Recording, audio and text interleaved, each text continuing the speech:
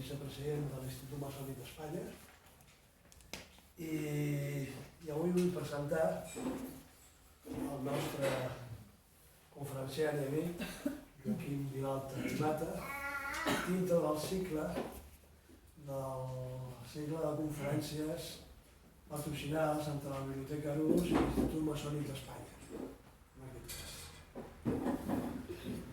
Per mi és un gran ple presentar-lo perquè jo soc un gran comanador del Gran Orient d'Andorra i membre del Suprem Consell de Washington i ell està amb mi dintre del Suprem Consell d'Andorra. D'Andorra tothom es pensa que és una altra cosa. Andorra, que és un país que forma part de totes les institucions internacionals. Avui tinc un gran currículum d'ell per explicar perquè no acabaria mai. És professor de piano i doctor en arts musicals i interpretació, membre d'honor, Premi d'Honor de Piano del Conservatori Superior de Música de Barcelona, que això, per coneixença, ja és molt, perquè després dintre de ser una de les carreres amb certa dificultat. Posteriorment ha estudiat el postgraus en interpretació. És un gran especialista, reconegut mundial, en obres de Liszt. Després de Raymond, de Sanger, Fraser, però sobretot de Liszt. Això ho sé molt bé per Àustria, que ha fet alguna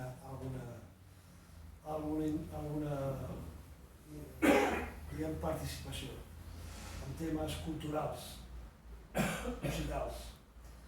Ha fet concerts musicals, és un gran pianista, en aquest cas, encara que això ho diuen els autors, però és un gran pianista. Actualment és pedagog i professor de la Superior de Piano i catedràtic del Conservatori de Música de Terrassa, i amb la part maçònica és una persona iniciat amb el rit escocès antic i necessitat escocès.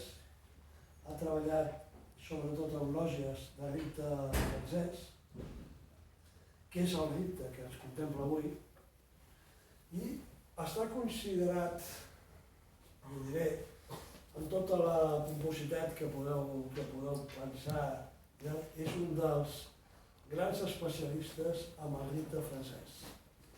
Els grans especialistes.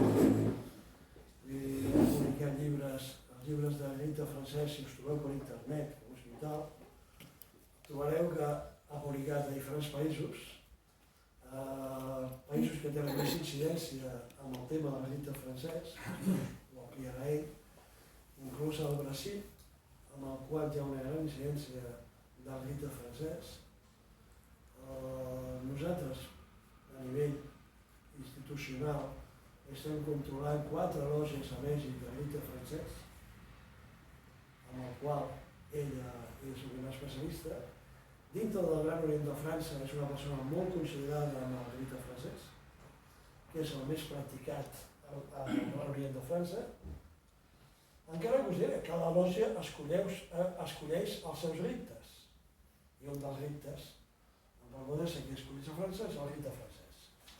A partir d'aquest tema, l'any 2009 ha donat a llum els projectes de creació del Cercle d'Estudis de rit francès, Waitiers de Montreuil, que el trobareu, que surt a internet, amb una pàgina bastant coneguda i practicada, que ell pot parlar bastant el tema.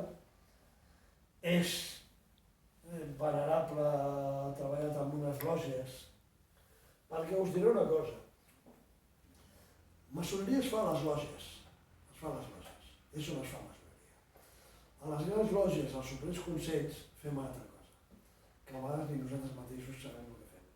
Però fem però a les lògies fem. I ell ha sigut una persona que ha treballat i treballa el que és des de la lògia, més de lògia, més bàsic, maçònic de lògia, i després participant dintre del tema intel·lectual que té la maçoneria a nivell internacional, doncs, amb el que és els rites i amb altres històries, de les quals uns les venen d'un cantó a l'altre. Però ell és una persona, és un gran treballador dintre de la mateixa lògia, en aquest cas. És molt disciplinat, coses que molts que coneixem que arriben a 6 graus, doncs els costa molt trepitjar el peu, el treball de les lògies. I sap per què ho dic, perquè ho estic dient perquè és un gran apassionat, m'entens, del treball que fa. Això ho dic perquè el que avui pugui dir, la millor manera, ho diu d'acord i professionalment. I professionalment és una persona que hi participa molt i creu molt en el que diu. Dir més coses seria absurd i aquesta és la teva paraula. És el que t'escriu. Moltes gràcies.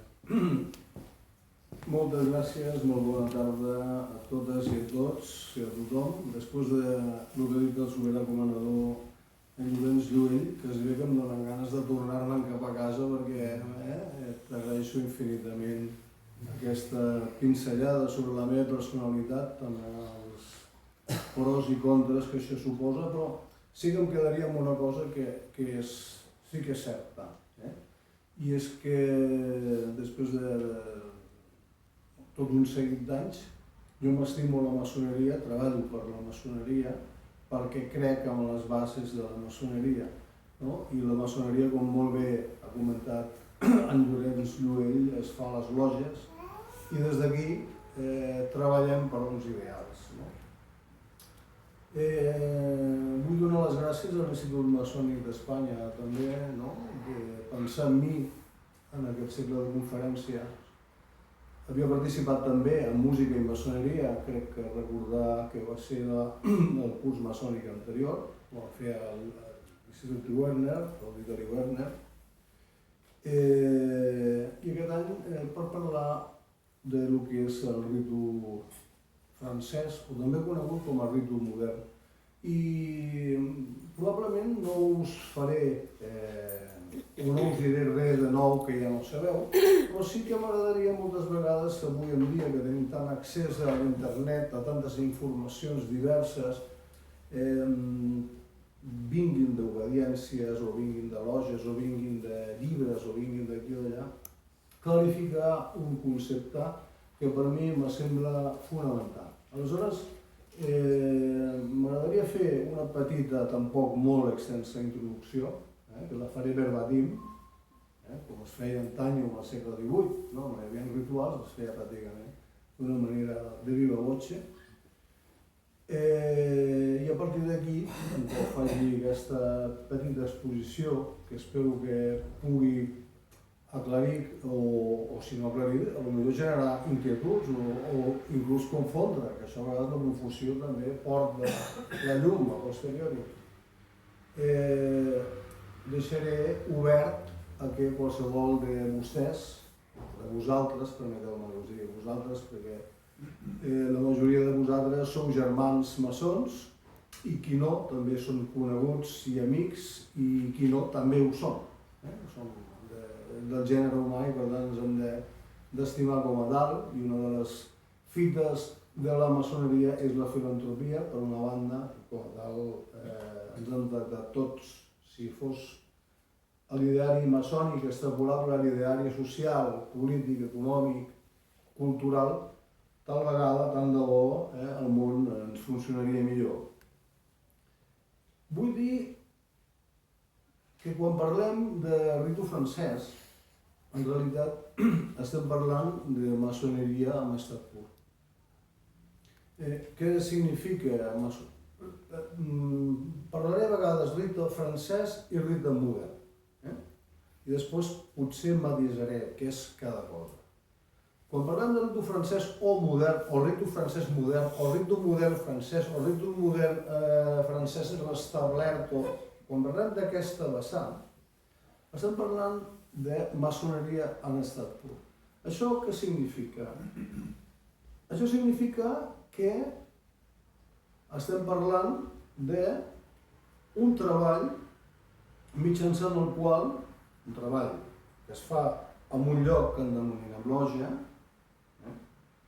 que va néixer com un espai de sociabilitat on es procedia originàriament amb un sistema de desenvolupament ètic i moral.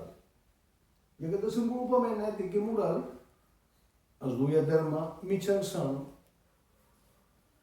el símbol, mètode simbòlic i la pràctica ritual. Molt bé. És a dir, el símbol entès com un vehicle de coneixement, entès com un suport de meditació, i el ritual,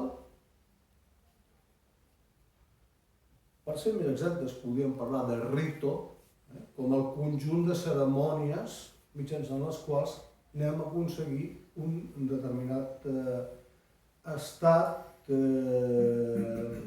psicològic, benestant, comunicatiu, transformador, en definitiva per cercar quelcom més bo. Però utilitzem el concepte ritual. Aleshores, el ritual, què és el que ens fa? Que és el que anava. El ritual el que fa és, amb el membre que hi participa, crear una vivenciació del símbol articulada amb l'espai i amb el temps.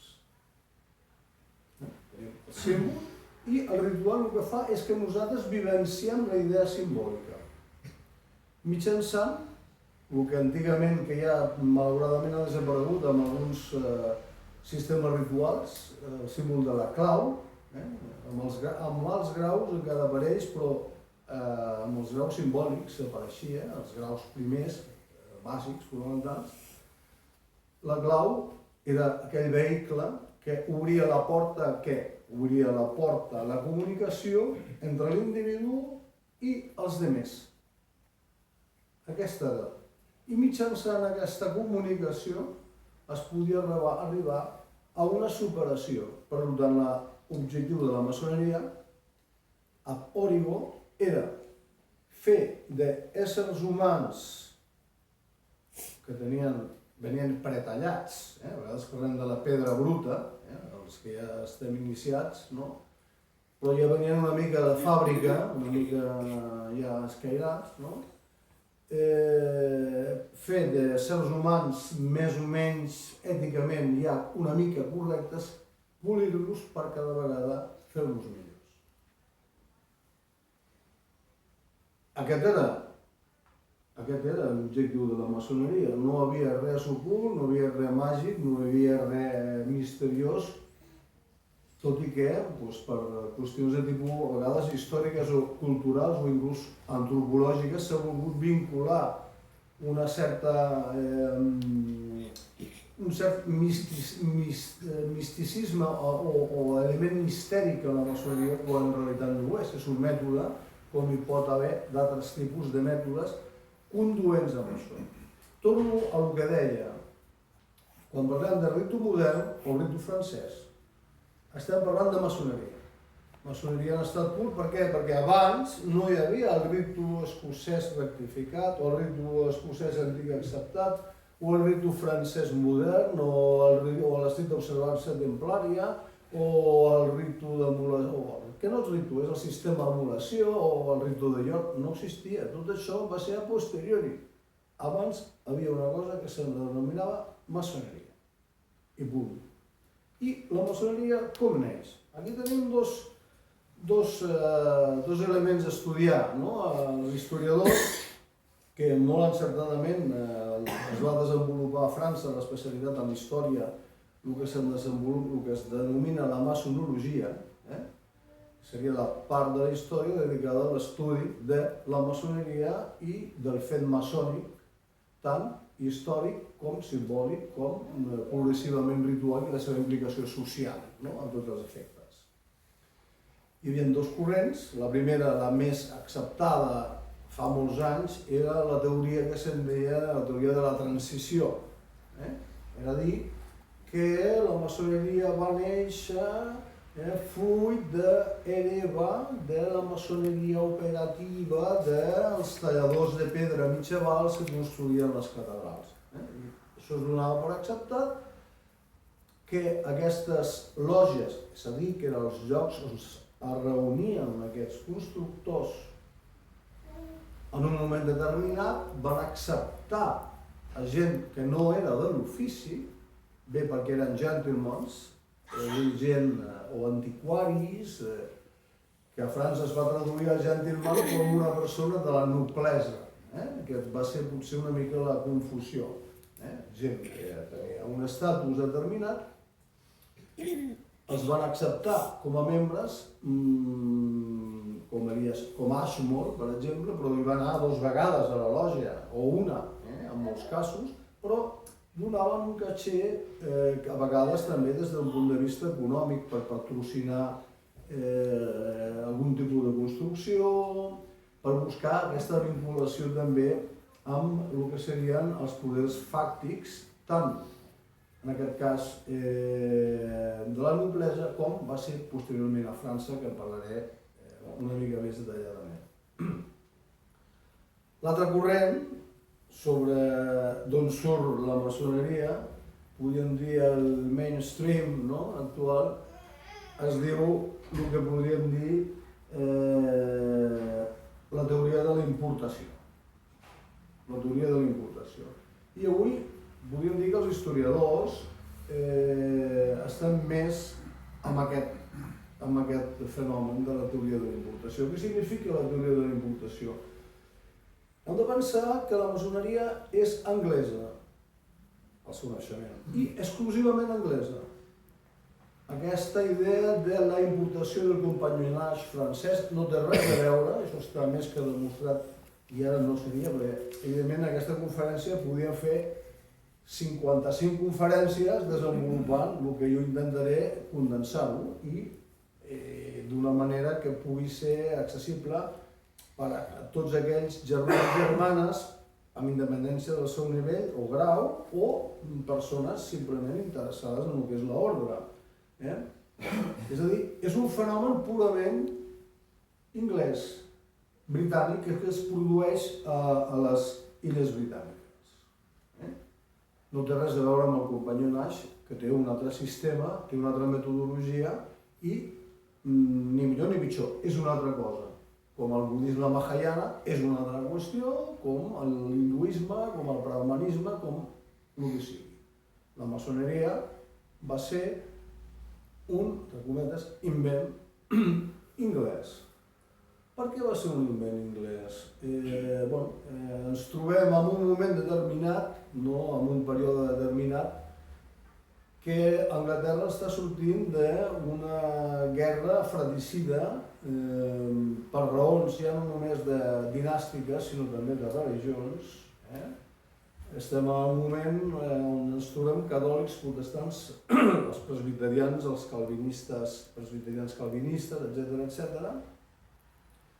Però ens trobem també fascinantment dintre del que seria l'il·luminisme britànic i el naturalisme britànic al voltant de figures com Desagulieri, com Isaac Newton, que donaran peu automàticament al pas a França el que serà l'inici de la Il·lustració. El punt d'encontre no podia ser un punt d'encontre religiós, perquè precisament ens trobem en què això generava una confusió. Aleshores, la metodologia va ser generar punts d'encontre entre persones que no eren de l'ofici, en lògies encara existents a Anglaterra, perquè la maçoneria operativa anglesa podríem dir que acaba al 1600, pràcticament ja no existeixen les guildes operatives. S'aprofiten a Londres el 1717, ara no entrarem a discutir les teories de Carvela i de Patrick Négrier, que han entrat en una discussió si va ser el 1717 o el 1721. Ara no vindrà de 3 anys d'aquí, no? Buscar un punt d'encontre on tota persona, tot ser humà, ja no dic home i dona, perquè en aquells moments la dona no estava contemplada amb igualtat de drets que l'home, per tant, però avui en dia això, bé, no vull entrar en un tema de parlar de la regularitat, sí que voldria potser fer un petit parèntesi per considerar el que en diu el gran filòsof i historiador Patrick Négrier en el seu llibre Regularité 1717-1723. Què és regularitat? La regularitat és simplement que hi hagi una pràctica maçònica basada en un ritu que estigui fonamentat en el Mason World, que explicaré després el que és, i que compleixi una normativa que seria les constitucions d'Anderson en aquell moment, que en el seu tercer apartat ens diu que són revisables anualment. És a dir, això hauria sigut tan fàcil que l'any no sé què s'hagués revisat, escolta, miri, és que resulta que fem la modificació de la Constitució i ara ja acceptarem a les dames, a les senyores. No hi ha cap problema, com així es va fer, I això no vulneraria pas les constitucions denominades d'Anderson, que en realitat van estar redactades amb el seu contingut dels deures per Jean-Théophile de Gévrier. Anderson, que era pastor, protestant també, es va encarregar de fer el què? De fer el mateix que van fer els dos tipus de maçoneria operativa pre-andersonianes abans del 1717. Ens trobem una maçoneria operativa que es basa en el que es diu amb els Old Church, és a dir, amb els antics deures. Aquests antics deures expliquen l'ofici de la construcció que representa, però a la vegada li dona un perquè i una ètica i una dignitat que realment, encara que no sigui veritat, ho remunta fins i tot a Adam. És a dir, dona a l'ofici un prestigi, clar, quan tu ets d'un club, per dir d'alguna manera, què t'estimes més ser? D'un club que l'han creat el mes passat o si et dic que el teu club és de l'any 1324? I, ostres, això és com un vi, no? Que és antic, és bo, aquest ha de ser bo. Si et dic que és de recent fet, ja no serà tan bo, potser. Aleshores, els antics deures, que eren practicats per la major part, per totes les lògies, el que feien eren establir quines eren els drets, els deures de les persones que treballaven en diferents graus, com des del que tallava la pedra, com el que construïa, com el que capigava, com el que dirigia els treballs, que era el denominat mestre, i se li donava una història basada en un fet apocalíptic, que era el diluvi universal en aquest cas, i on aquest ofici, l'ofici de constructor, provenia de l'època d'Adam i s'havia conservat després del diluvi. La persona que anava a ser rebuda a la francmaçoneria prestava un compromís, perquè la majoria en aquells moments era catòlica, no podien fer jurament sobre la Bíblia, prestava un compromís amb aquests deures, que són aproximadament a partir del segle XIV, fins i tot n'hi ha deures del segle XVIII, vull dir, els Old Church, diferents documents que tenien aquestes corporacions de constructors. Què passa? Que al segle XVI, William Shaw, que era representant en aquell moment del rei de les lògies operatives escoceses, planteja que s'han d'aplicar uns reglaments determinats, a la qual Escòcia en aquells moments s'havia introduït el calvinisme com a element religiós molt fort, en oposició al catolicisme regnant i fins i tot a l'anglicanisme posterior.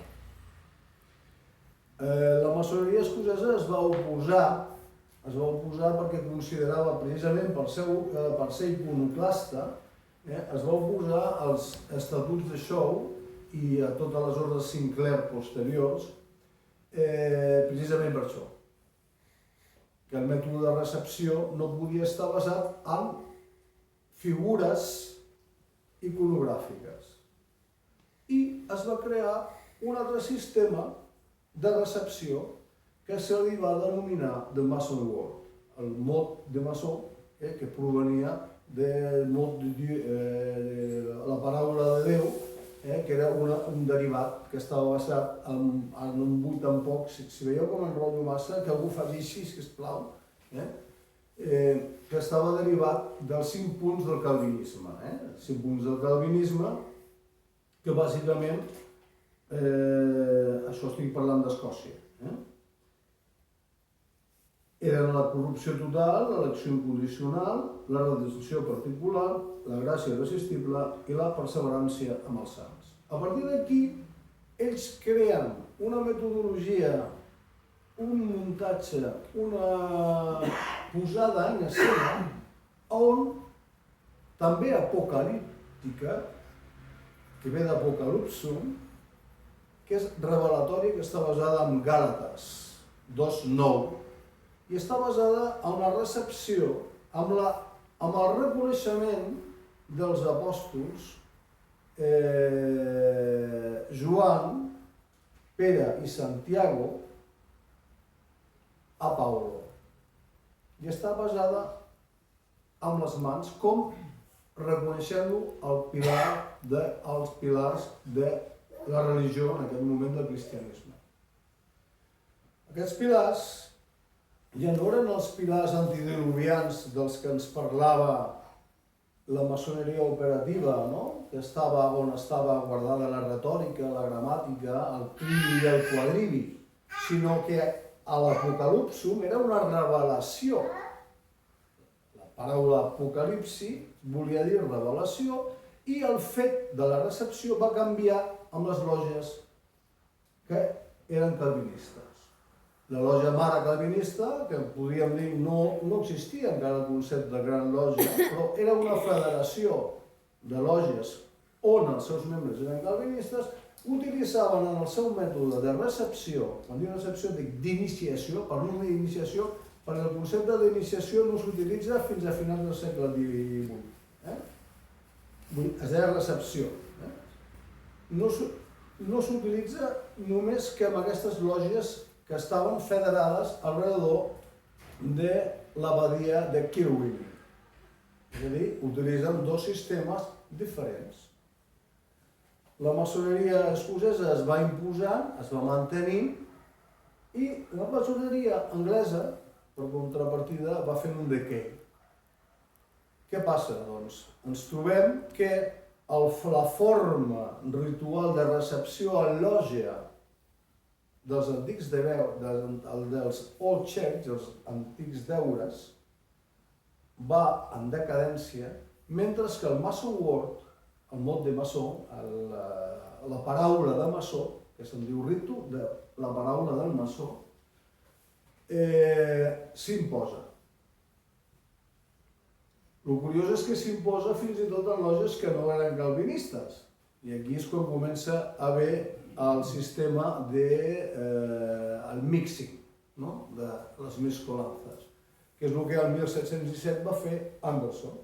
Anderson era calvinista, el seu pare també va estar iniciat en una lògia calvinista en Mason Word, a Aberdeen, i va transmetre, a 1714, va transmetre el ritual del mot de maçon a de Segolier i a gent al voltant de la Royal Society. Però, com que també es va barrejar els antics deures que ja eren preexistents a la maçoneria anglesa, va dir, doncs molt bé, farem una cosa, la primera part la dissenyaré jo, faré una història mítica basada en els antics deures que ja existien, com l'Esloan, etc. Això ho podeu trobar fins a la Wikipedia, no em vull tampoc enrotllar. Adam va ser el primer constructor, que va passar a Enoch, que no sé què, etc. Ens explica tota la història. I aleshores Anderson fa una entrada per donar-li un caràcter legendari, perquè la maçoneria està basat en el símbol, com he dit abans, però també en el mite i de la llegenda, sempre entès des d'un punt de vista simbòlic, no es pot agafar el peu de la lletra. Almenys jo no crec que Adam va ser el primer maçó, però vull dir, està agafat des d'aquest punt de vista com a legendari. Automàticament, la Gran Lògia de Londres s'adopta un sistema ritual, insisteixo, d'origen, sense ell saber-ho, escocès, que és el Masonwork, però amb incorporacions, amb ingerts, dels antics deures. I això es fa amb les constitucions d'Anderson, amb una part, diguem, estatutària final o jurídica que la fa George Payne. I queda tot tancat aquí. Molt bé, aquestes lògies queden punts d'encontre on podíem parlar de tot, podíem fer reflexions sense abandonar el seu creixement espiritual o el seu creixement també d'intercontacte. Com he dit, penseu que l'origen aquest maçònic tenia també una finalitat d'ajut, de beneficència, però també de col·laboració. Anderson, per exemple, va ser l'home que va donar a llum molts dels projectes de les teories newtonianes i per això també s'havia de fer incorporacions pràctiques perquè tot això valia uns calés. És a dir, en un moment, que no se'm malinterpreti, però en uns moments com aquells era necessari també incorporar a una burguesia emergent que volia estar a la vora, per una part, del desenvolupament de les llums i, per altra part, estar també a la vora de la separació de lo que era la part de la noblesa, de gentleman, entès com passa a França. Ens trobem en Anglaterra, doncs, amb una maçoneria que passa a França de seguida a través dels jacobites, però també dels anglesos. S'ha pensat que la maçoneria jacobita, o dita escocesa, era diferent a la maçoneria francesa. No, és que no hi havia maçoneria escocesa ni anglesa ni res, havia maçoneria. I punt. I això, tant ho porten els jacobites, que molts s'havien iniciat a la Gran Lògia de Londres i Westminster, que després, l'any 38, amb les segones constitucions, es va denominar Gran Lògia d'Anglaterra. La unida va ser el 1813. Fent les seves pràctiques rituals, en petites variants. Clar, avui en dia ens estem connectats amb internet i tal i qual, però penseu que abans les pràctiques maçòniques podien variar de Barcelona a Terrassa, a Rubí, a Sant Cugat, i hi ha petites diferències, com encara succeeix a Bèlgica. No està ben informat. Amb això que vull dir que a redós de l'any 1725 la maçoneria passa a França, moltes vegades per persecució política, quan dic política sobretot per els jacobites, o per temes de tipus comercial, i es creen les primeres lògies en el continent europeu. De fet, la primera lògia implementada a Europa va ser a Holanda. Però a França en particular, que és on agafa un desenvolupament més ampli, a partir de 1725 aproximadament, ja ens trobem com van apareixent aquestes lògies a París, a diferents punts, i va creixent això com l'espuma. En un principi aquesta maçoneria, que era una maçoneria que tenia dos graus, tenia el grau d'aprenent i el grau de company. I el que dirigia les obres agafant aquesta reminiscència, no? Aquesta importació agafada de la metodologia del corporativisme de les corporacions, de les corporacions de la construcció, tenien el mestre d'obra, era el mestre. En un punt determinat, poc abans dels anys 30, es comença a desdoblar el grau de company, es comença a desdoblar ja en teories més pràctiques que teories, ja, és més, està quasi demostrat, com aquest grau de company es desdobla, el grau d'aprenent va associat a dues paraules i el grau de company es desdobla en dos. El que seria el futur grau de mestre, que apareix amb el Samuel Pichard, per posar-vos un exemple, i posteriors. Però, paral·lelament, el grau que estava basada sobre la llegenda iràmica és una de les moltes possibilitats que hi havia. Algunes es van basar, per exemple, en elements noaquites, l'elevació del cadàver de Noé, per exemple. Altres es basaven en Betzael, que va ser el constructor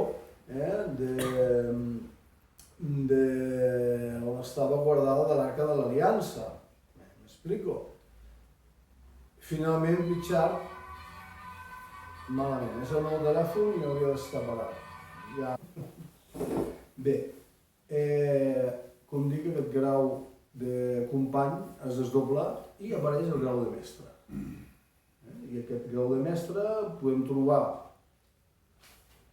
ja des de les divulgacions de 1724, Pritchard 30, Bernes 40, Perfect Maçon, Luquet, Charontu, Maçon de Masquet, de 3D Knox, etc. Podem trobar ja aquest grau desenvolupat. I triomfa la llegenda iràmica, que és la que diu la Gran Loja de Londres, i bueno, finalment nosaltres agafarem aquesta, però n'hi havia d'altres. Aleshores, dintre d'aquesta burgesia emergent, succeeix una cosa molt interessant que comenta en Pierre Molière.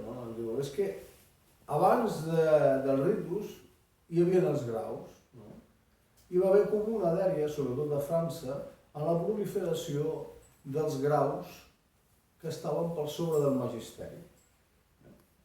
Aquests graus que estaven per sobre del magisteri, ho tenim en primera línia de foc, el que és el Scotch Master, que ben bé ningú sap d'on va aparèixer.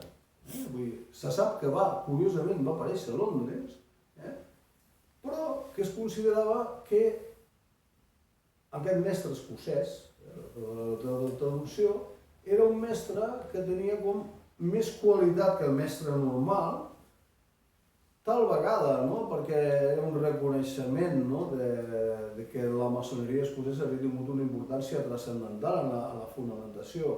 Això no quedarà mai clar el per què va aparèixer aquesta figura, però sí que de seguida el que queda clar és que el mestre escocès apareix a França. I apareix a França amb unes prerrogatives molt especials, que és la direcció de la loja. Diu, no, escolti, si aquí ve un mestre escocès, el venerable mestre li ha de donar la mallet i dirigeix ell la loja. I van proliferant diferents alts graus, denominats els graus perquè estan per sobre del magisteri, amb diferents sistemes rituals, és a dir, no existien rituals en diferents sistemes. Per exemple, a Barcelona hi havia una loja que practicava aprenent, company, mestre i una sèrie de graus. I és així com van proliferant arreu, no només a França, sinó també a Bèlgica, on hi ha una relació molt gran, franco-belga, sobretot amb el comte de Clermont i el marquès de Gages en particular, on proliferen aquests graus d'una manera desorbitada. Arribats aquí, continuem parlant de maçoneria, no estem parlant de ritual, encara. A partir d'aquí, a la mort del mestre de Clermont, agafa les regnes de lo que era la Gran Loja de França, perquè de fet existia com a tal, que això ja l'any 35 ja existia. Vull dir, el concepte de Gran Loja de França com una federació de loges que hi havia a França. Una mica anàrquiques, però existien i que controlaven els graus simbòlics i els graus també. El duc de Chartres precisament agafa aquesta gran maestria, es va trobar que les loges parisines tenien molt de poder i les loges de províncies, com encara diuen ells, de Provence, volien un sistema metodològic mitjançant el qual el venerable no fos inamovible, no fos un venerable ad vitam, sinó que fos un venerable que es pogués escollir. Llavors això va generar una petita, si no guerra civil, un petit dissens intern, per variar, com a vegades passa amb el ser humà i amb la maçoneria en particular, tot i que tots són germans en el fons i tots ens sentim com a tals, no? I en un principi Chartres prohibeix els alts graus. Diu, escolti, aquí només hi ha aprenent company i mestre, però ha de cedir automàticament perquè, com diuen en castellà, le crecen los enanos, no? La loja mare de Marsella, per una banda, ja li està apretant amb un sistema de 7 graus, precisament molt semblant a el que després seria el ritu francès, i diu, mira, això ens han de posar mans a l'obra, i li encarreguen a un comitè de graus que posi ordre allà, que agafi rituals d'aquí i allà per intentar fer alguna cosa que és com una missió impossible, que és una regulació. Regular tots els graus existents allà. El comitè de graus diu això és impossible. Aquí tenim milers de graus i de rituals i tal, i no ens posem d'acord. Anem a fer una cosa. Li encarreguen a Saint-Yves i a Rotier de Montaló, en l'Orient de França, que facin el que és le régulateur du maçon. Encara no es diu ritu francès, això, insisteixo. Una regulació dels graus simbòlics, agafant, comparant i contrastant i fent la seva idea primària, era fent que aquell sistema ritual fos utilitzat per totes les loges del regne de França. Clar, paral·lelament li va sortir un altre problema, que l'any 51 a Anglaterra surten els antics, que diuen que els antiens, que diuen que no, que els que van sortir primer eren els moderns, que havien fet unes variacions, unes modificacions. Bé, avui en dia està comprovat que la maçoneria dels antics i la maçoneria dels moderns és la mateixa. Quan dic la mateixa, que ningú s'espanti. És la mateixa amb origen. Parteix també del Mason World. El que és diferent són les formes. Vull dir. Aleshores, ja a finals del XIX, deixeu-me abans de res acabar amb el Rotier de Montaló. I després continuo per veure aquest encaix. El Rotier de Montaló, paral·lelament, diu, bueno, farem el mateix amb els dels graus. Encara serà més difícil. I aleshores es crea un sistema, es crea el Grand Chapitre Général de France, el Gran Capítol General de França, que s'encarrega de buscar tots els graus que estan, inclòs el d'aprenent, tots els graus possibles. Aquests graus els fa en paquets, els fa en packs que tinguin una similitud iniciàtica o un contingut eticomoral similar, i ho distribueix en 5 ordres. La primera ordre, que està dividida en 5 ordres que estan dividides en 9 classes. I ara no em vull tampoc extendre molt. La primera ordre tindria primera, segona, tercera classe, la segona tindria la quarta, la tercera ordre la cinquena, i la sisena i la setena tindria la classe Rosa Creu, i la vuitena i la novena seria el que seria l'actual cinquè ordre. És a dir, uns comprendrien des de la maestria fins als graus de venjança, denominats de venjança, i els que coneixeu el tema ja sabeu del que es dic. Uns altres anirien des d'aquests graus als graus de cavalleria, i dels graus de cavalleria passaríem als graus vinculats als rossacreus, els graus hermètics serien els finals i els graus dels filòsofs desconeguts als últims de la novena sèrie. Rutier de Montaló diu: la cinquena ordre contendrà tots els graus físics i metafísics de tots els sistemes en vigor. Hi ha tot el que hi ha, aquí cabe. Tot està aquí. I a partir d'aquest moment, això sí, cada ordre tindrà un grau que serà el representatiu, però tindrà un paquet de graus que es podran treballar, assimilar i estudiar, i si es van estudiant es van ficant allà. D'acord? Això contenia un paquet de 81 graus en aquell moment, perquè altres es van fer de cantó. Vull dir, això no serveix, no té sentit, etc. Que moltes vegades avui en dia també ha passat. Vull dir, s'ha creat ex nihilo graus una mica... Bueno, no sé, això és una opinió molt personal i molt respectable, o es poden crear nous graus, per què no? Vull dir que... Però això era la situació de les coses. En aquests moments no hi havia el ritu tal o el ritu qual. Teníem la maçoneria, teníem uns graus, i després ja comencen a aparèixer els règims o els ritus. No, és que amb el meu sistema, o el meu règim, practiquem aquests graus, els simbòlics, però practiquem aquests i aquests. Ah, no, és que nosaltres practiquem aquests i aquests. I aleshores ja comencem a entrar al concepte de ritu.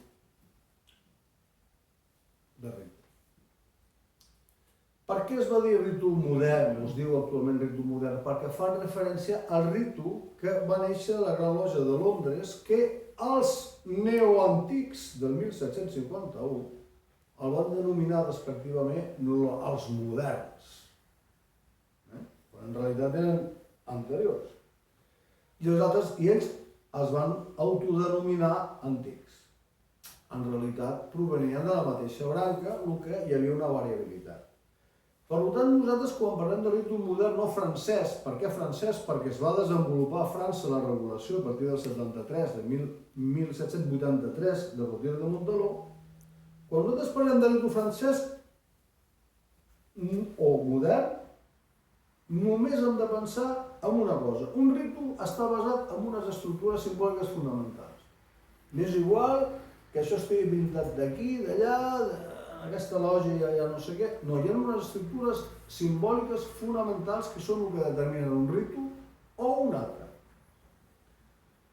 I en el ritu francès o modern és el següent.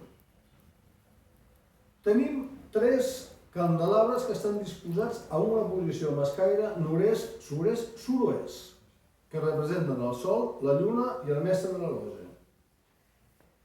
Hi ha els pilars sabidoria, força i bellesa, que coincideixen amb JB i una columna imaginària situada al lloc del venerable. Hi ha 2 vigilants a l'occident i un venerable a l'orient. Existeixen les joies mòbils, nivell, perpendicular i plomada. I existeixen les joies immòbils, la planxa de traçar, la pedra cúbica en punta i la pedra bruta. Les joies immòbils seria l'estat evolutiu del ser humà. Les joies mòbils, els mecanismes per polir i desenvolupar-nos com a sers humans. I tenim finalment els mobles de la loja, que seria el llibre, que podia ser els reglaments, en alguns moments hi va estar la Bíblia, el compàs i el mallet. Això és el ritme modern. Si no hi ha això, d'aquesta manera, no hi ha ritme modern, ni francès. No sé si m'explico. Hi ha una altra cosa que pot ser fabulosa, com així va ser, positiva, però no és originalment ritme modern o francès.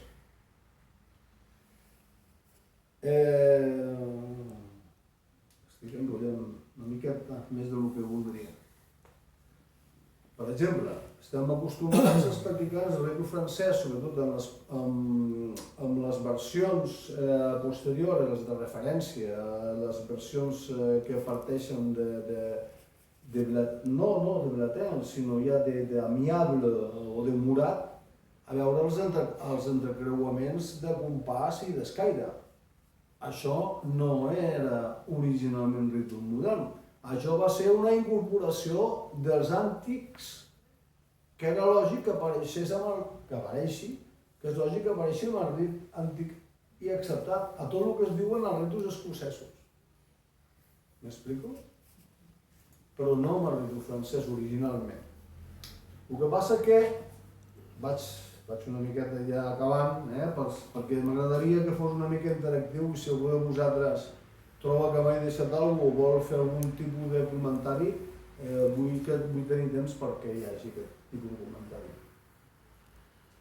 Aquesta pràctica maçònica francesa pateix diferents evolucions. Portada per què? Portada per l'air du temps, que diuen els francesos, per les modes, per les situacions socials, per les situacions polítiques i filosòfiques del moment. Aleshores, després de la regulació que fa Roger de Montaló a partir del 1783 i que es publica el 1801, de seguida ens trobem la vinguda del rit escocès antic i acceptat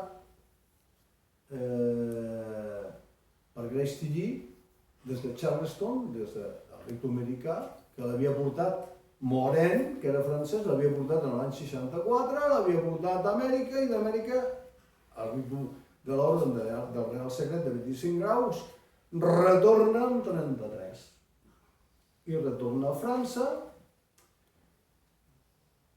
i clar, i el 1804 Hackett havia arribat al 1803, que havien coincidit, i aquí amb Napoleó no s'hi podia jugar. I va dir, no, escolti, aquí s'ha de fer un concordat sí o sí. Això que hi hagi tants ritus, això ho he de controlar. Facin el que vulguin, però ens han de posar d'acord. Aleshores, de seguida, assignen el concordat al 1804, és a dir, que les loges que en principi estaven en rebeldia amb el Gran Orient de França, que com era la loja mare de Marsella, es va posar d'acord automàticament perquè Napoleó va convidar a que s'assignés un tractat mitjançant el qual el Gran Capítol General de França, que continuava existint, evidentment, controlaria fins al 18, que el rit escocès antic i acceptat, i a partir del 18, que era la quarta ordre en aquell moment, tot i que tenia un gran consell del 32 i un suprem consell del 33, seria el Suprem Consell que Grace Tilly havia portat el que se n'encarregaria de donar aquests graus que estessin per sobre del 18, de la quarta ordre, del Rosa Creu, en aquest cas. Això va durar, com aquell que diu, 2 telediarios, perquè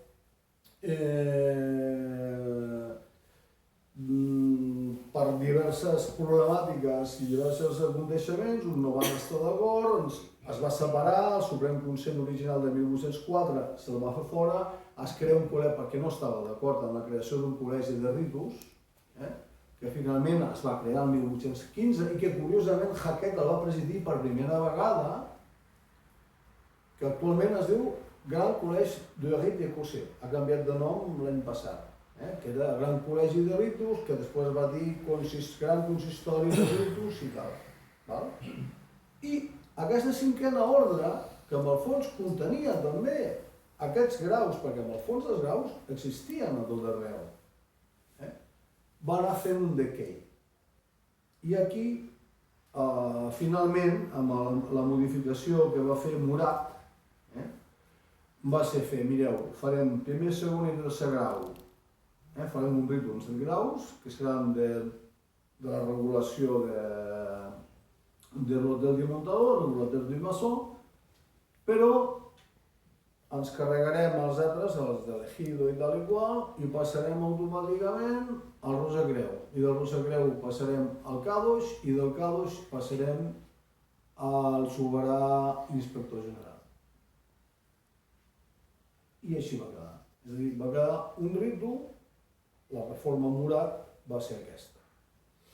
El 5è grau, malauradament, malgrat els esforços de Boteguà i de gent molt important que va treballar amb aquest això, va quedar difuminat i va quedar exhaurit a partir d'aquell any que es va carregar automàticament l'estructura del ritu francès en tots els graus. És a dir, només va perviure el ritu francès o modern amb els graus simbòlics, mentre que amb els altres graus va perviure l'estructura del ritu escocès antic acceptat per altres raons que un altre dia comentarem. Després d'aquesta reforma Murat, tenim una de Tany que era més deista, etc., fins que ja arribem a l'època del positivisme, en tot el tema previ de l'eliminació de l'obligatorietat del gran arquitecte de l'univers, i aquest augment del positivisme va arribar al seu punt culminant a l'any 1922, on fins i tot s'havia arribat a treballar sense rituals i sense manins i sense res. Clar, vull dir, no ho estic dient com una crítica, estic simplement exposant uns fets. Jo personalment tinc la meva opinió, però jo per anar-me a un lloc a xerrar, a prendre un cafè, sense manin ni guants i sense ritual ni res, potser baixem i ens ho passem molt bé i parlem coses interessants a la cafeteria que hi ha aquí una mica més a baix. I aleshores va dir, no, això no pot ser, això s'ha de posar ordre. I el mateix Gran Orient de França, l'any 38, Grossier fa la primera reforma, ja precisament pressionats pels propis membres del Gran Orient de França, que diuen, escolti, aquí s'ha de fer alguna cosa.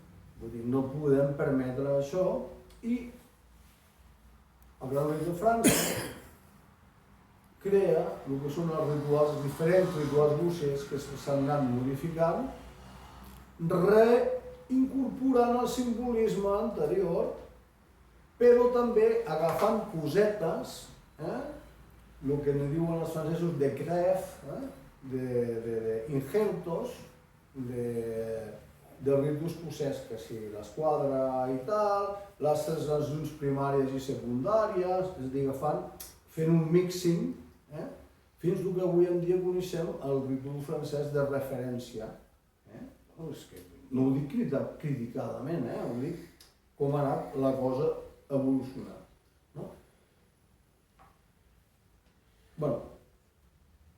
Hi ha hagut altres sistemes rituals, avui ens hem centrat en el que ha passat a França, quina va ser l'evolució del ritu francès, primer maçoneria, una maçoneria regulada per l'Hotel de Montador, una evolució que va anar canviant des del positivisme i un final d'un ritu francès que incorpora elements agafats també del que és l'escocisme.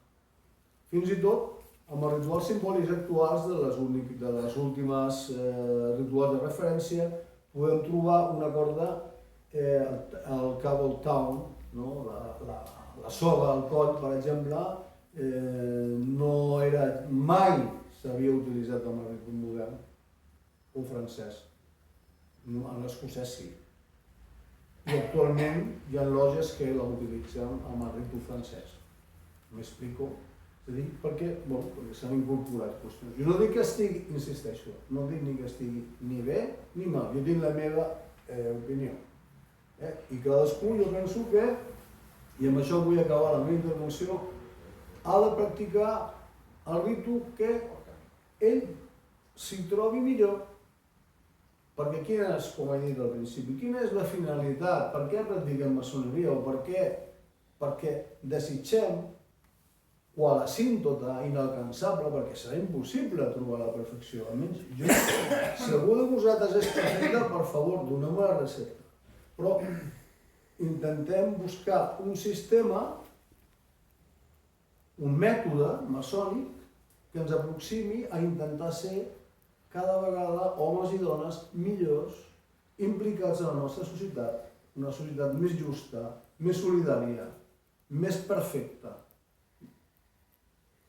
més humana, en definitiva, més implicada, i que cadascú utilitzi el règim, el sistema, el ritu que vulgui, sigui francès, escocès, rectificat, ritus que tinguin components religiosos, fins i tot, no hem parlat, podríem parlar del RER, que també és francès, no? Ritus que s'ha rectificat, també és d'origen francès, o de l'estricta observància templària, no?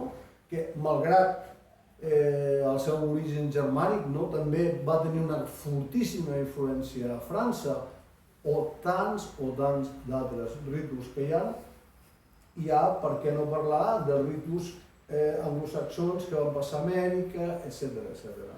Per tant, jo crec que tots, amb el sistema actual que sigui, busquem o pretenem buscar el mateix, que és fer de bones persones, o d'intentar ser bones persones, fer millors persones, millors ciutadans, millors amics, millors pares, millors companys i companyes i millors societats, en definitiva. Per tant,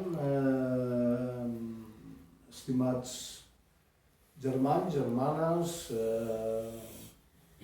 persones aquí presents, us agraeixo molt que hàgiu tingut la santa paciència d'escoltar-me, perquè jo volia ser breu, però és que aquest defecte és que m'enrotllo a vegades i quan me'n dono compte potser mai passa.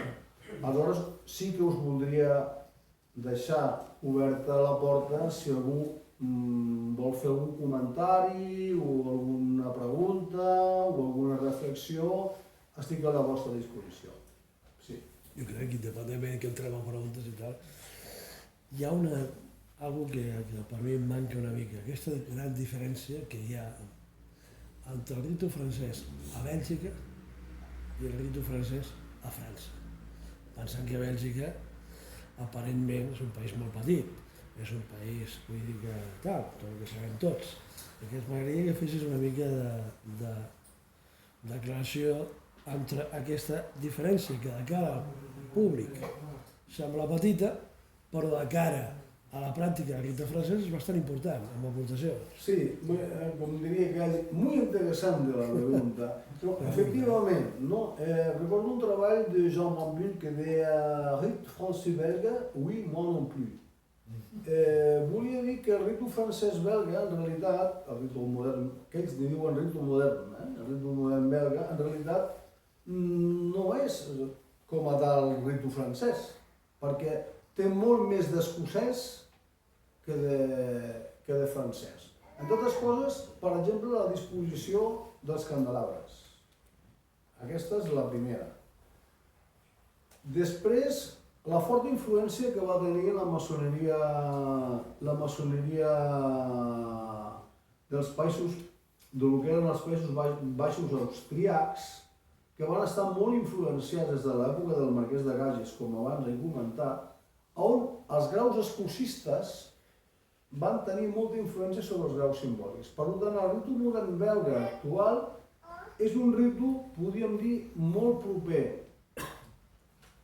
És a dir, està com a mig camí el ritu escocès antic acceptat que el ritu modern com a tal.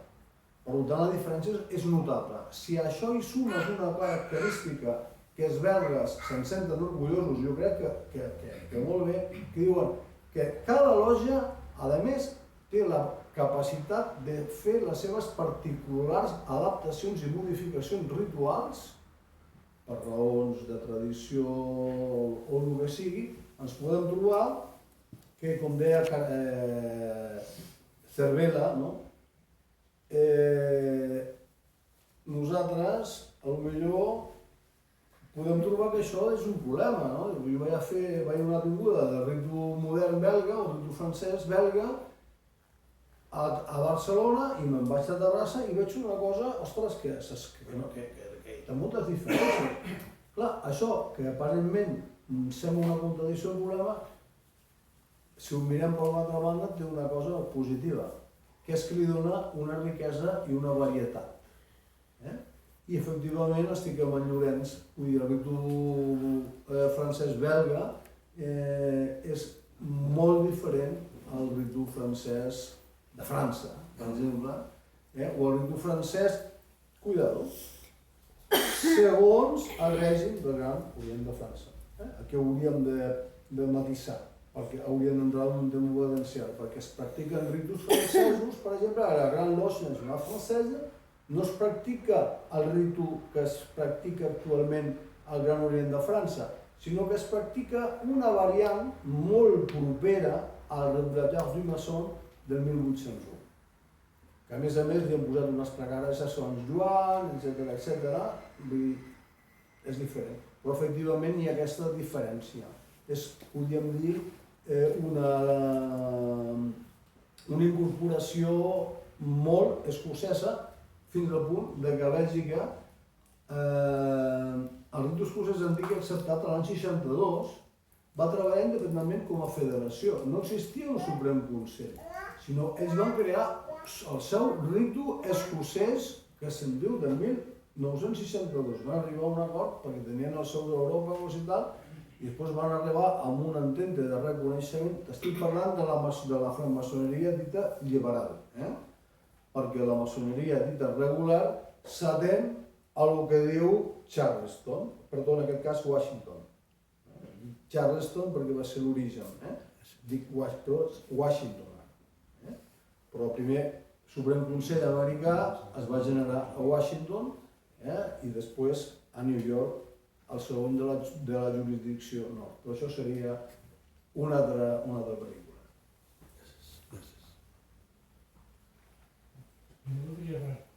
Jo voldria preguntar una cosa que no ho sé això. Per quin motiu, històricament, les lotges, per exemple, a Catalunya, que han estat de tipus progressista, han acceptat els ritus escocesos antics, ja acceptat, més que el francès o modern, que és més, podríem dir, més avançat. En canvi, entens el que vull dir? Sí. Bé, jo personalment, això és una opinió personal, jo personalment discrepo d'aquesta apreciació. Jo penso que es pot treballar amb ritu francès d'una manera molt tradicional i molt tancada i fins i tot molt dogmàtica, i es pot treballar amb ritu escocès antic acceptat d'una manera molt liberal i molt oberta. Vull dir, jo crec que no és el ritu en si mateix, perquè el ritu, els elements simbòlics del ritu poden ser tan tancats o tan oberts com nosaltres el volem que sigui.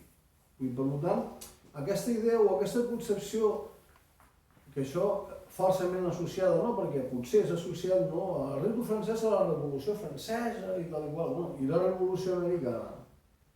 I en canvi estàvem treballant en ritu de York, no? I quan tu vas amb una...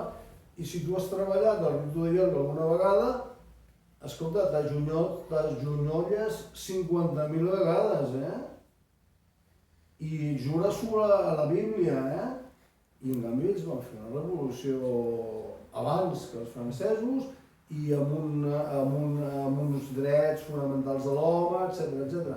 Per tant, a vegades no és tant aquest concepte que tenim, no, el ritu francès és un ritu liberal i el ritu escocès és un ritu tancat, dogmàtic. No, jo he vist Jo he treballat en ritu francès, per exemple, d'una manera molt poc liberal, per dir-ho d'alguna manera, i en un ritu escocès el dic acceptat d'una manera molt liberal. Per tant, no crec que sigui el ritu en si mateix el que faci, li doni aquest tint de liberalitat o no.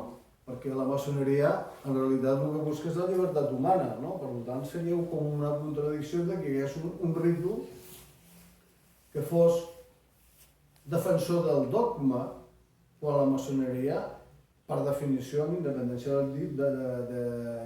de la seva definició, és liberal i dogmàtica i busca la llibertat i l'emancipació humana. Estaríem entrant en contradicció.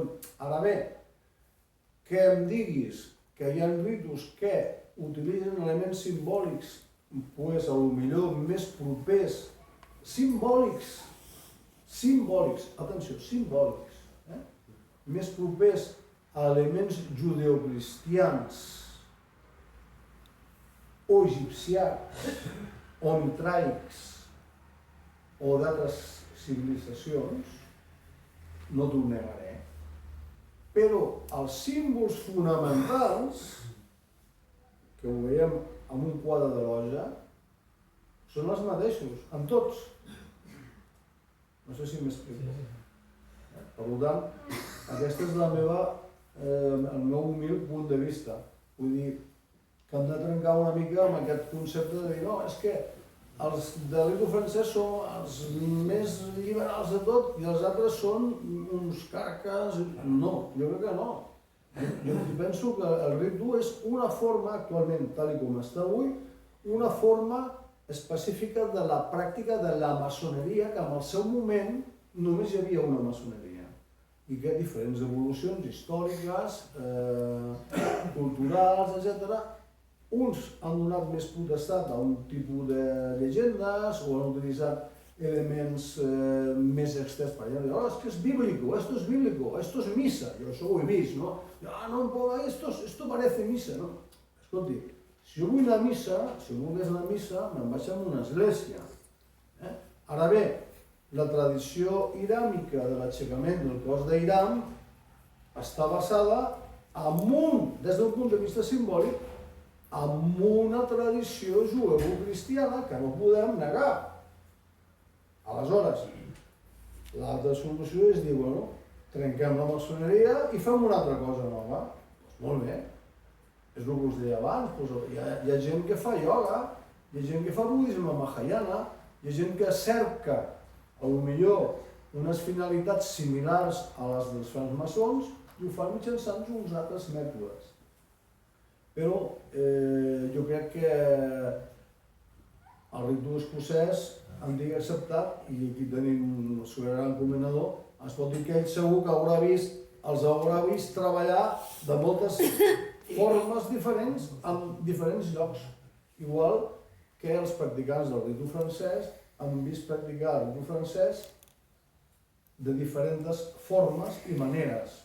Ja no només formes estructurals, sinó també fins i tot conceptuals. És a dir, un mateix ritual aplicat d'una manera en una loja diferent en una altra. El mateix ritual. Clar, això per tant que vol dir que també és el conjunt de membres de la loja el que li donen l'essència o li donen el camí o el vehicle cap a on tendeix la loja.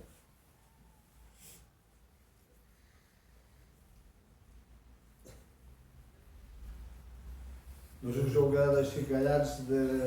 Jo no mira que preguntava, si no semblarà que estic acaparant. Però hi ha dues coses que volia dir del tema del ritu francès. Primer, quan has dit que la maçoneria es fa a través de la maçoneria moderna del 1715-1717 i és anglosaxona, amb això no estic d'acord. Amb això no estic d'acord. I primer diré el següent, mira, la primera lògia que parlem de lògia moderna, però molt operativa, surt de Bèlgica a treballar a l'església de Sant Pau de Londres. i eren especialistes amb el control i tal, però belgues i alemans, això està comprovat. Aleshores, una cosa és quan arribem a la part de la maçoneria moderna, i molt bé, evidentment, néixer aquí. Però si tirem una mica encara més endavant els flaxos de lo que és la creació de la maçoneria, també ens tenim que anar a Escòcia. Quan has parlat molt bé del Sinclair i tal, estem parlant també del 1600 a Escòcia, en aquest cas. O sigui, vull dir que l'única cosa que no estava molt d'acord amb quan donem-los, encara que jo formo part i creat molt amb el tema del Suprem Consell de Washington, en el meu temps als Estats Units, i sobretot, perquè sempre dic, però a Washington ve, sobretot, també de la línia que ve de França, que ve de Bèlgica, que ve de tal, quan la porten als Estats Units, amb aquest tema i tal. Aleshores jo, amb el tema, que deia a més, el tema d'aquí perquè no es practica el rite francès i molt i tal, perquè la maçoneria, on es practica amb el rite francès, és la maçoneria dogmàtica, aquí. Es practica, en una part, i es practica bastant, i està practicant bastant. Clar, amb el que és el rite escocès, que implanta a Anglaterra, a Espanya, implanta sobretot amb el tema de la Gran Lògia d'Espanya, l'implanta, doncs clar, no pots anar amb el rite francès. Màxim que pots anar, com has dit molt bé, al rite de York, en aquest cas. Però clar, aquesta amalgama que estem parlant del gran desconeixement de l'aplicació de rites, jo crec que una de les, no sé si estàs d'acord, una de la gran aportació que fa el rite francès és el que has dit fa un moment, que deixa l'aportació molt lliure de treballar amb lògia, aportacions que es fan, cosa que els altres rites no ho fan. Per exemple, el rite escocès o se'n va amb el rectificat o se'n va amb el rite escocès pur i dur. Però si no el rectificat, que és més dur. Però en canvi el rite francès, el maco que té en alguns aspectes de la gran diversificació, que obre el camp una mica amb aquest tema i tal. No sé, no sé el que estàs d'acord amb el tema. Sí, no, jo estic d'acord amb tu. No, estava parlant de lo que aquest 1717 és la maçoneria moderna. I el que tu comentaves d'aquestes guildes, aquestes guildes belgues i alemanes, que van a treballar, tenen també uns reglaments i per això... Els reglaments antics nostres, que tenim... El públic té que saber que tenim reglaments del 1600, del 1600, del 1500, que tenim reglaments escrits. I anteriorment, per això em comentava dels antics deures, els old church, no? El que passa com això va anar degenerant i a partir de l'acceptació de membres no operatius, el que se'n diu en lògia, això que es produeix a Escòcia en particular, abans del 1717, el 1600 i 1585. Vull dir, estem veient això. Per tant, clar, quan hem de parlar del ritme modern, hem d'agafar un punt de partida on dir quan comença la maçoneria moderna, no? Moderna entesa com aquella que accepta els no operatius d'una manera ad libitum, no esporàdica, no casual, no tipus Ashmole o de Molay, no, sinó és a partir d'aquesta dada. Sense, evidentment, ja et dic, al segle, a 1400 i pico tenim el primer manuscrit, crec que és eslogan, que ja ens marca les pautes de com havien de treballar els maçons picapedrers i tal, i explica tota una història de l'ofici, etc. I aquesta gent, en aquests moments que tu fas referència, les lògies eren mòbils. Més que lògies mòbils, els maçons operatius eren mòbils. La implantació que la fa Shaw com a gran mestre de les lògies regulars del regne d'Escòcia amb els estatuts de Sinclair és per primera vegada quan la lògia es queda in situ. És a dir, a Kilwinning hi ha una lògia, a Aberdeen hi ha una altra, aquí n'hi ha una altra, no hi ha mobilitat. I per això comencem a parlar, hem de començar amb un punt de partida, no? Perquè si no podríem anar amb anterioritat. Inclús el rite suec és una còpia del rite francès, Bueno, el rite suec és... El rite suec és... El rite suec és que el 1735 la B. Moret agafa les constitucions d'Anderson, les tradueix al francès, les catòlicitza, no sé si està ben dit aquest concepte, no? Li dona un toc catòlic i genera una variant ritual catòlica a Suècia. M'explico? I hi ha un estudi molt interessant, no és per fer-ne publicitat, però si ho busqueu al meu blog ho trobareu, que hi ha la comparativa de les constitucions d'Anderson amb les constitucions del 35 amb l'apartat catòlic. I veureu com està, a veure, manipulat, està, tampoc vull dir amanyat, a veure, està adequat perquè allò sigui molt catòlic. No sé si m'explico.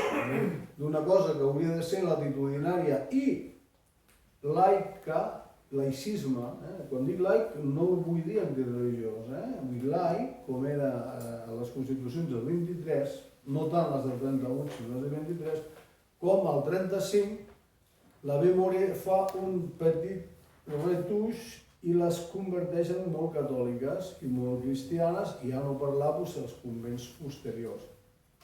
No ho dic, cuidado, no ho dic en cap mena ni de despreci ni apreci, simplement...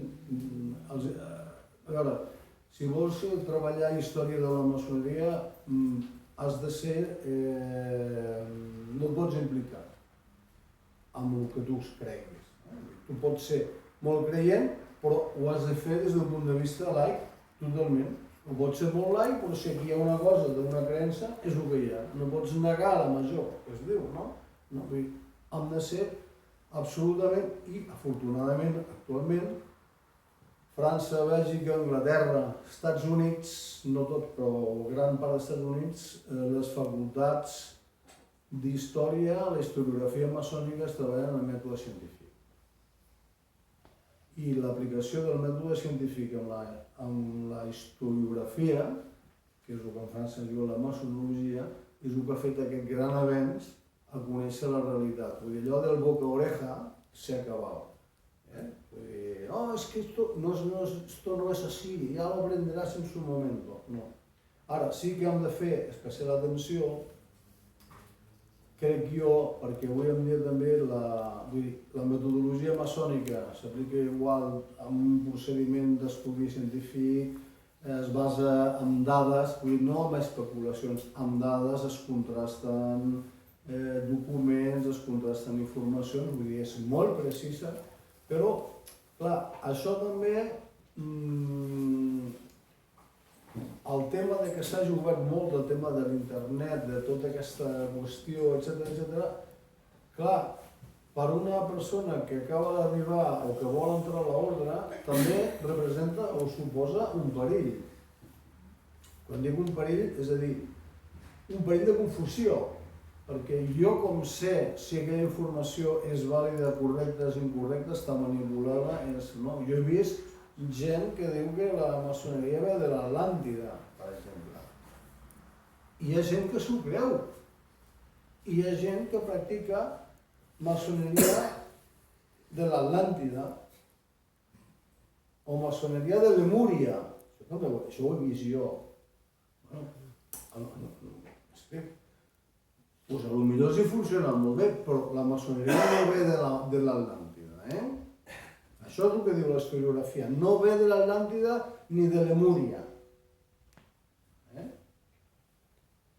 Que el mètode que utilitzin les persones que practiquin aquest, que no és maçoneria, aquest sistema que ells anomenen maçoneria X, els hi funcioni. Meravellós, fantàstic. Però, afortunadament, hi ha tot un academicisme historiogràfic, tant amb l'historiogràfic com el simbòlic, no? Que està a l'abast de tothom. Mireu a França, qualsevol, amb paciència i amb permís, no? Pot anar a consultar qualsevol ritual, el ritu que vulgui. El secreto masònic i tal, sí, molt bé. El secreto masònic seria potser una altra cosa més interna. Però tu pots anar a la Biblioteca Nacional de França, demanes hora cita, t'acredites, t'hauràs esperat, dirà, vingui el dia tal. I tu pots consultar el ritual que vulguis. Està a tal lloc, tal i qual. Amb les paraules, amb tot, amb els tocs, amb el que sigui. Per tant, el secret maçònic és quelcom més que un ritual o que una paraula de pas o que una paraula sagrada. Jo crec que això ja és una opinió personal. És com incideix dintre nostre la pràctica del mètode. ¿Sí? Yo sí creo que cuando hablamos de rituales, los que somos masones, más o menos yo creo que lo tenemos asimilado. Los que no son, yo creo que lo llegamos a confundir. La masonería yo creo que solamente hay una. Como he dicho al principio, actualmente también hay una porque donde lo que estamos buscando, lo que queremos conseguir, sigue siendo lo mismo ahora que si fuera Adán o fuera quien sea. Es una forma de trabajar, una forma de ser, una forma de vida que debemos llegar. Cuando hablamos de ritos, da la sensación que estamos hablando de masonerías distintas. ¿Por qué digo esto? Estuve una vez en una exposición y entonces me encontré con una persona que no entendía, no atacaba los ritos, no conocía, decía que eso no, o sea, te liaba. Entonces yo llegué a la conclusión y le dije, por la mañana cuando te levantas, para ayudar a tus hijos, lo primero que haces a lo mejor es desayunar. Después los ríos, después cenado y después te lo llevo. A lo mejor tu vecina lo primero que hace es vestirlo y después desayuna. Es buscar, el fin es el mismo, es que los niños lleguen a su hora al colegio y tú estás lo más tranquila posible, sea hombre o mujer. Esa es la finalidad. La forma como la hagas es indiferente. Y entonces nos juntamos en grupos distintos. ¿Por qué? Porque ahí es donde encontramos el camino. Y creo que en los ritos hay que explicar, no sé si la forma correcta la que yo lo he hecho, pero explicar que es muy sencillo. Simplemente el rito es una forma de hacer, es una forma de conectarte contigo mismo y con la logia para conseguir. Sí, estoy de acuerdo contigo. Lo que al inicio de la conferencia lo he dicho, ¿no? La masonería es masonería, lo que decía, creo que era Johan Cruyff, ¿no? Digo, fútbol es fútbol, ¿no? Decía, ¿no? Y masonería es masonería. Ahora, los procedimientos mediante los cuales nosotros aplicamos el método masónico, que habría que hablar del método masónico, podríamos entrar aquí, bueno, hay diversos, pero la finalidad es la misma. Entonces, insisto, lo que también vuelvo atrás en mis propias palabras, vuelvo a decirle mis propias palabras, ¿no? Después, cada persona adopta o encuentra, a veces por casualidad, ¿no? El sistema ritual con el cual se siente mejor o se siente más cómodo o que le define más a él como persona. Pero la finalidad, efectivamente, es la misma, creo yo, ¿no? O sea, y por eso aquí está, yo creo, radica la grandeza de la masonería, ¿no? Una, en su diversidad dentro de la unidad. Y sobre todo una cosa, y que esto creo que queda muy bien para terminar ya la hora, que ya nos echan amablemente, una cosa que creo que con independencia de la práctica del rito, todos estamos de acuerdo. Y es la práctica del amor. El amor es esa argamasa que nos une a todos, con independencia del rito y con independencia del punto de origen y del punto de encuentro en el que nos encontremos. Muchas gracias a vosotros.